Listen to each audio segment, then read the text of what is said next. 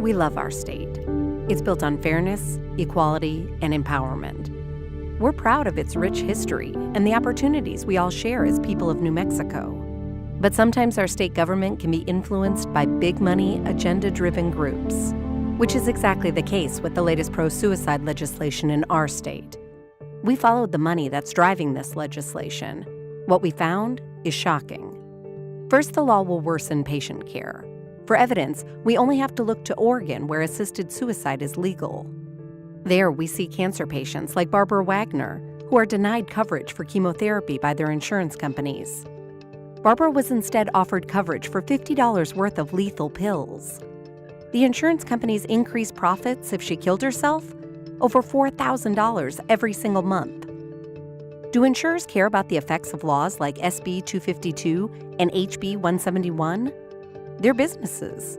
Simply put, more suicides by the sick mean more profits for them, which is why laws like this one are proven to incentivize insurers to offer their patients an early death. So who exactly is behind the New Mexico suicide bills? SB 252 and HB 171 are the pet projects of a secretive, well-funded lobby called Compassion and Choices. Compassion and Choices used to be known as the Hemlock Society, a pro-suicide group founded by a man whose first 2 wives killed themselves. Compassion and Choices has a tremendous amount of money to push suicide legislation. And the most shocking problem with assisted suicide legislation? It's proven to bring with it an overall increase in suicide, something we can all agree is bad for our state.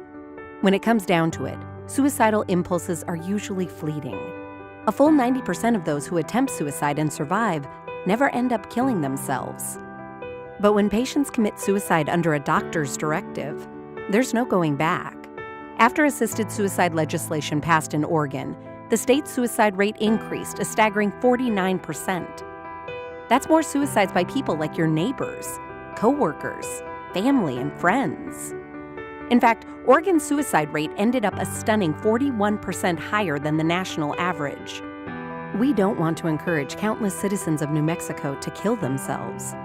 We think real compassion means helping others find alternatives to suicide, like palliative care, pain management, and psychological counseling. We want to invest in the poor, the vulnerable, and those with disabilities. Older people and those suffering from mental or terminal illness shouldn't be disposed of.